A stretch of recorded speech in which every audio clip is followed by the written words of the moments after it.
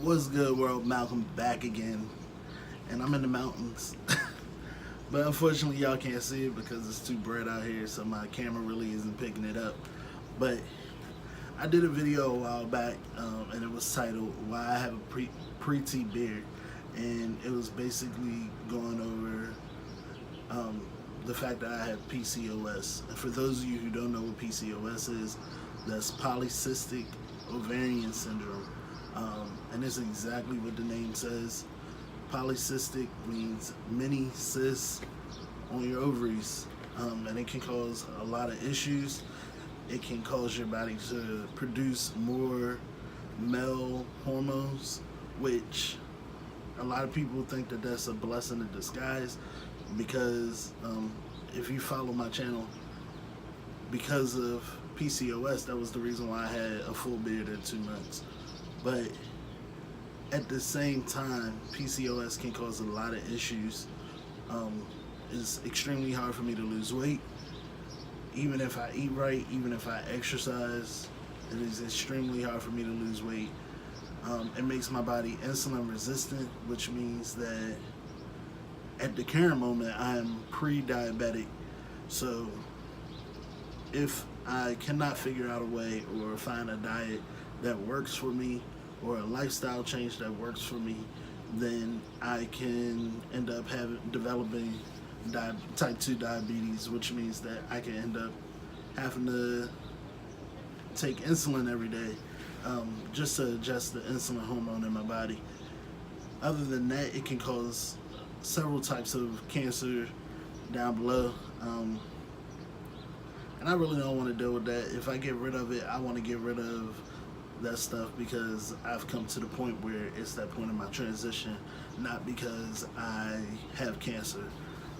So now that I've given you guys a brief rundown on what it is exactly, I'm going to be answering some questions that came from that video.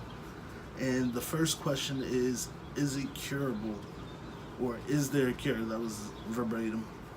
And the answer to that is no. There is not a cure for PCOS. Unfortunately, it is one of the most common but least known about diseases that can occur in assigned female at birth bodies. So my next question is, how does your personal hormone situation feel to you like pre-T? So I really don't understand what this person was trying to ask me exactly. So I'm going to go with what I think you mean. And pre-T, to be honest, when it came to talking about hormones pre-T, it was something that was very frustrating to me. And it was something that was scary to me because I kept being told that I was going to get diabetes. I kept being told that I could get cancer. And the reality was that the doctors really don't have much education on PCOS. The only good thing that I can say that came out of it, well, it's two actually.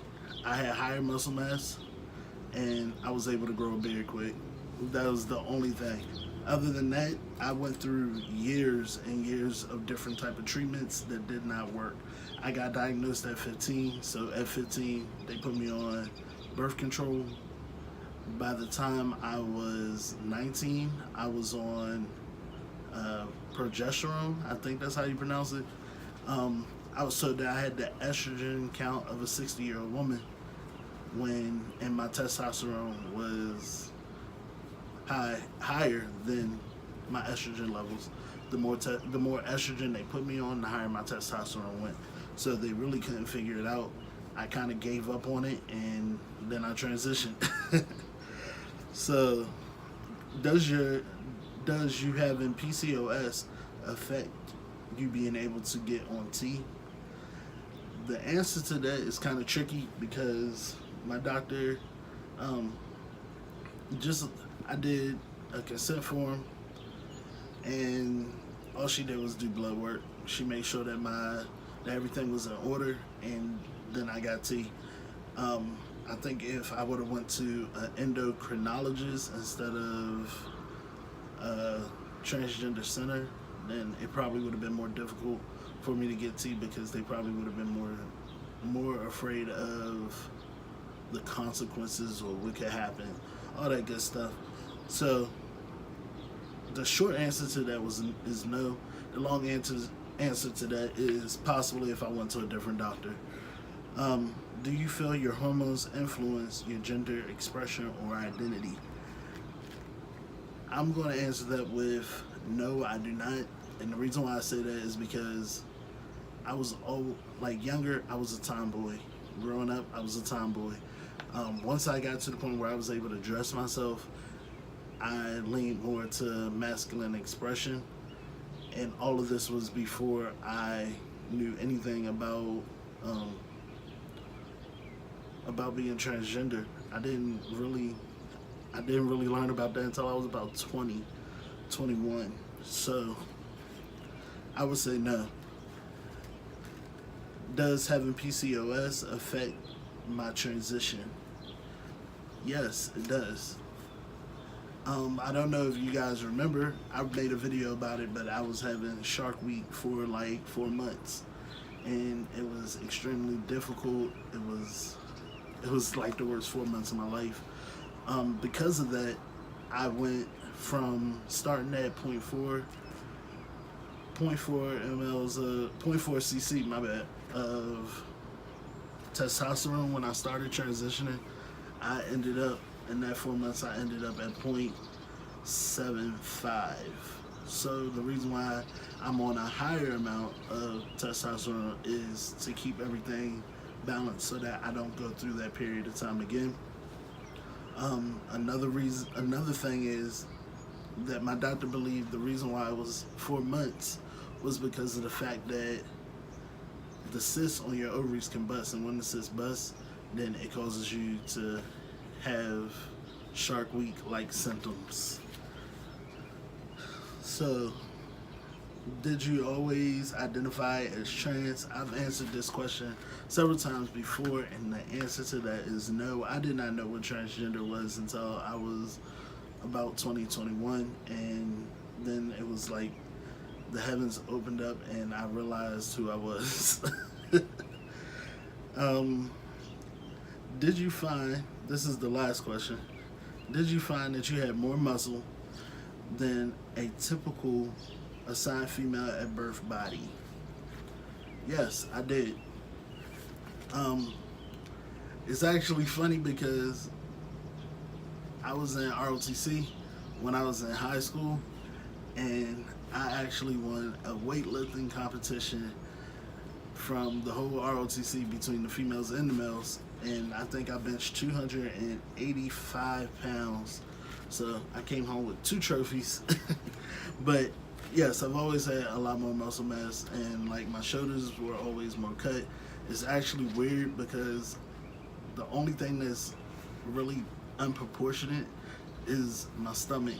But other than that, it's like my legs are cut, my arms are cut, my thighs are like super cut, to the point that I don't use a 1.5 needle.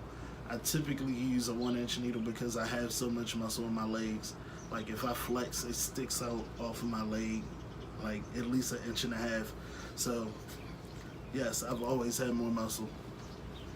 And that is going to be it. So just some facts on PCOS, because everybody thinks that it's sweet because you get a beard, but they don't look at, like, if we weren't in this situation and you had PCOS, it would probably be something pretty traumatic to you. You have to deal with cysts that bust.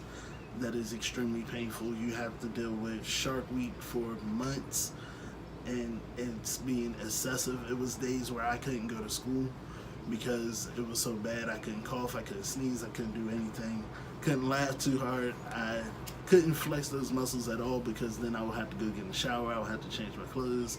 It was bad. Male pattern baldness, and that is part of the reason why I am losing my hair so fast now.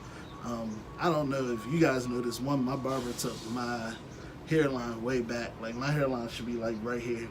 He took my hairline all the way back here, but you can still see here and here where it's like starting just to disappear. I already talked about diabetes, but because a major thing with PCOS is the fact that you will have high levels of insulin, and insulin is a hormone. So because I have higher levels of insulin, my body becomes insulin resistant. So it is very likely that I can end up with type 2 diabetes. And in my case, I have type 2 diabetes on both sides of my family. So it is like 150 times more likely, which is something that isn't a laughing matter, but what else can you do? A major one, 1 out of 12 people who are assigned female at birth has PCOS. So it is a very common disease, and because they quite don't understand how the hormones work, they really don't understand it. But this is a long ass video, so if you stuck through to this point, I appreciate you. Drop me some comments down below. I kind of like doing the Q&A thing. I really haven't done that on my channel before. So y'all know what I say. Like, comment, subscribe. Stay true to you. I'm out.